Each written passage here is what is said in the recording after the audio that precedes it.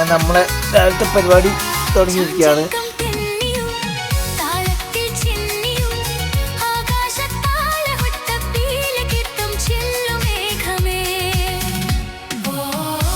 ആശി തന്നെ നല്ല മാറ്റി സെറ്റായി ഡ്രസ്സെല്ലാം പാക്ക് ചെയ്ത് വെക്കലാണ്.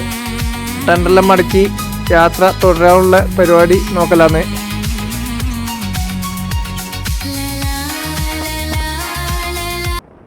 ചാമുണ്ടി ഹിൽസിലെത്തിയിട്ടുള്ളത്. അപ്പോൾ വണ്ടി പാർക്ക് ചെയ്ത് നമ്മൾ ഉള്ളിലേക്ക് ഇങ്ങനെ നടക്കുമെന്ന്.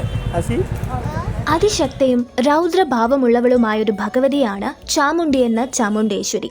ഹിന്ദു വിശ്വാസമനുസരിച്ച് ദുഷ്ടശക്തികളെ നിഗ്രഹിക്കുന്നതിനായി ആദിപരാശക്തിയുടെ ഉഗ്രരൂപമായ കാളി അവതാരമെടുത്തപ്പോൾ ചണ്ഡികാ പരമേശ്വരിയുടെ പുരികക്കൊടിയിൽ നിന്ന് ഭീകരരൂപം പൂണ്ട ഒരു ദേവി പുറത്തുവന്നു. ആ ദേവിയാണ് പിന്നീട് ചാമുണ്ടിയായി അറിയപ്പെട്ടത്. ഒരിക്കൽ ദേവന്മാരും അസുരന്മാരും തമ്മിൽ അതിശക്തമായ യുദ്ധം നടന്നു. അസുരന്മാരുടെ ശക്തരായ യോദ്ധാക്കളായിരുന്നു ചണ്ഡനും മുണ്ടനും. ഈ യുദ്ധത്തിൽ അസുരന്മാർ വിജയിക്കുകയും ദേവലോകം മുഴുവൻ അവരുടെ അധീനതയിലാകുകയും ചെയ്തു. ദുരിതത്തിലായ ദേവന്മാർ പരാശക്തിയോട് സഹായം അഭ്യർത്ഥിച്ചു.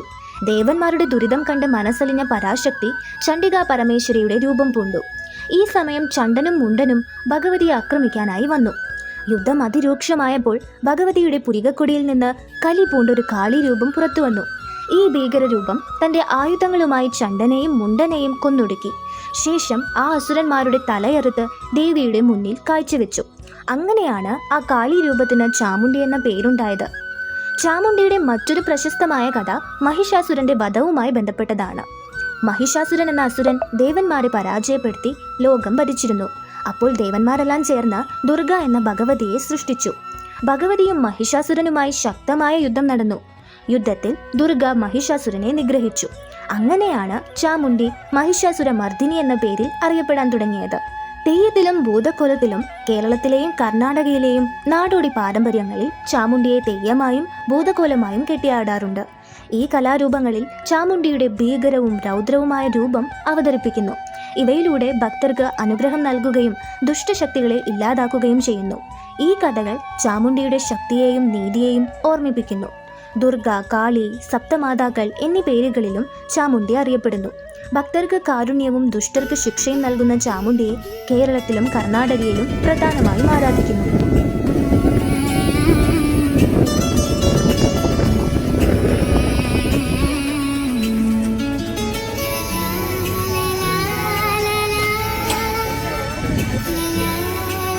നമ്മൾ ചാമുണ്ടി ഹില്ലിൽ പോയി തിരിച്ചു വരുമ്പോൾ താഴെ നിന്നുള്ളൊരു ഹോട്ടലിന് ഭക്ഷണം കഴിക്കാതിരുന്നിട്ടാണ് ഉള്ളത്.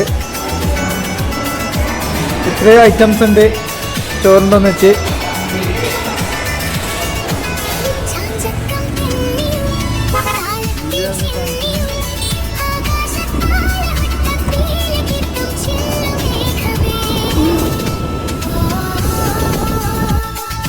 ഇങ്ങനെ പോയിക്കൊണ്ടിരിക്കുന്ന കുറേ മാനുകളെ കണ്ടിട്ടുണ്ട്.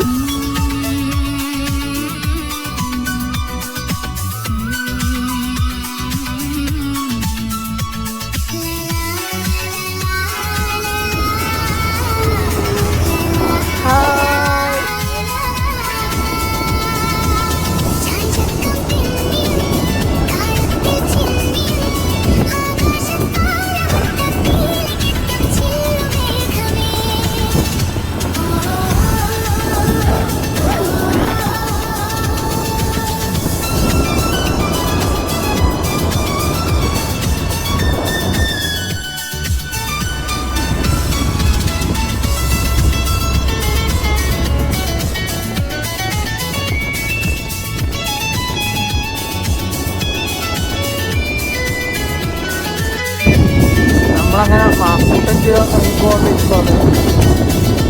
ഏകദേശം 7:30 അങ്ങനായി സമയം. വേറെ വണ്ടിയൊന്നും ഇപ്പോൾ നമ്മളൊന്നിച്ചില്ല.